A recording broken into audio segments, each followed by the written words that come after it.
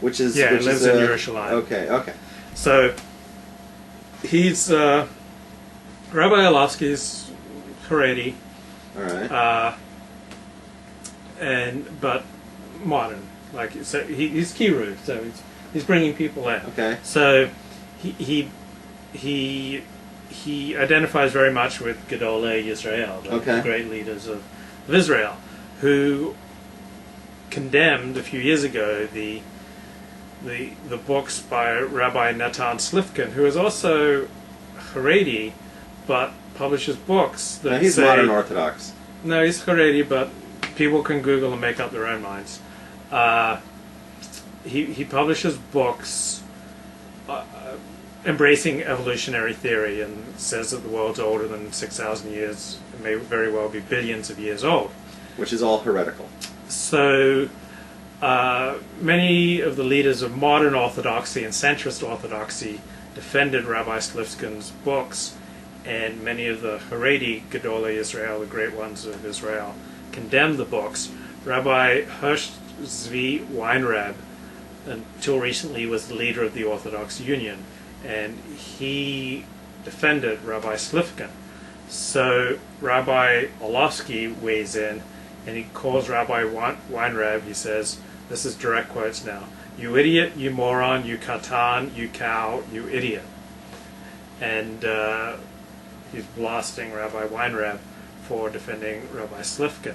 Now, I think that a big reason that people have a problem with Rabbi Orlovsky's remarks is that in terms of Torah learning, like Rabbi Orlovsky's like here, Rabbi Weinreb's like here.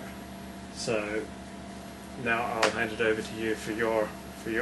So Rabbi Orlovsky sent off a letter to some of his supporters saying, I shouldn't have used this language. I apologize to Rabbi Weinreb for using this language. I was just fired up to defend Gedolei Israel.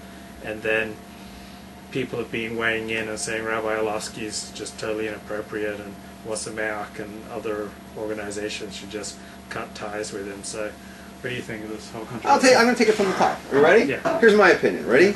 First of all, there's no excuse, as far as I'm concerned, in the world to defend something that's heretical. If something is really heretical, if it's heresy, you should not defend it. You can't defend it, right?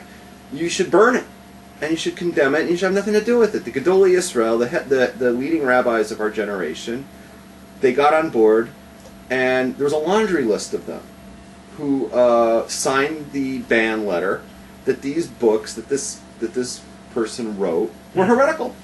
It's mamash apikoursis, okay? So there's no excuse. So the fact that somebody's like defending this work, I don't care if he's learned this much. It doesn't impress me. That's irrelevant. The amount of learning that somebody does, let's not do names here, okay? The names isn't important. I'm saying in principle, the amount of learning that somebody does, I don't care. Because you can find conservative rabbis who've learned 300 more pages of Gemara than I have. Who fucking cares? Exactly. They're heretics, right? When you feed more Torah to a heretic, you're just making them a bigger heretic, right? I'm sure we can find somewhere on the planet, right? Some Messianic Jew who converts Jews to Christianity. I'm sure we can find one who's learned more Talmud than you have. Yeah. Who cares? It's irrelevant.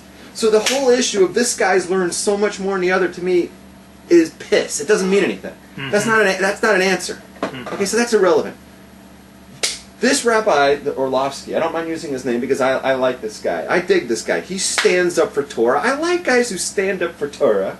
And he calls it as it is. Torah doesn't have any room for the idea of a universe more than 6,000 years. This guy's not afraid to say it. He's echoing what the major rabbis of our generation have said. He's standing up for them. He's doing a great thing. I think it's great. I applaud him. I stand and applaud this Rabbi Orlovsky, right? So he called somebody a moron and an idiot and this and that, right? On a daily basis on Facebook, people call me much worse than that, right? I mean, like, I was called a fucking cunt last week on Facebook, right? So, I mean, like, it was said about me that I had my head up my ass on Facebook. You know, if somebody just called me an idiot and what was the other thing? It was a cow. Moron, a cow. I mean, like, What's a katan? A child. You know, it's like that would be like small potatoes. So, like, who cares, right? You know what kind of things. I mean, I don't normally go out and call people names, but to say that, is it so bad that somebody called somebody else a name? I mean, like, come on. If you can't handle those names, you could never handle being Rabbi Rabbs, because the things people say about me on a daily basis pales in comparison to what this other person was called. Now, here's the kints. He apologized for all of that, which I'm not sure he should have. He apologized, which I wasn't so comfortable with the fact that he apologized, because it makes it sound like you need to apologize to a heretic, right? When you accuse somebody of heresy and you say, "Oh, I take it back and I need to apologize," it almost like validates the other person's heresy, which I wasn't comfortable with. Right? It wasn't like you called him a fuckwad or something. It was just like, yeah, that would have been serious. You know, like, or a cocksucker. Yeah. You know what I mean? It's like, you know, or good thing he didn't use that kind of language. No, he didn't really call him something like was heinous, right? No, it was just like moron cow. You moron cow. Yeah. Right. You know, if you can't handle that, so he apologized nevertheless. He apologized, and according to your blog, the apology was accepted. So fuck it. Why are we still talking about this? Like, why are we still talking about it? It's done. He apologized for calling this guy a few little names. He was plaguing him as covenant with that. He apologized. It's done. Why are we still talking about that? You have to explain that, because I don't get it. This guy stood up for Torah.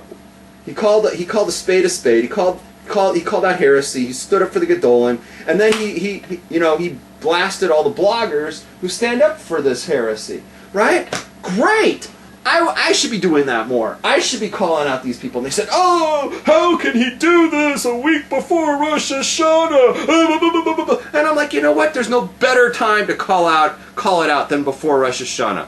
There's no better time to point out to Klal Yisrael that we don't accept the idea of a universe more than 6,000 years old. And that's the way it is. This is pure Torah, folks.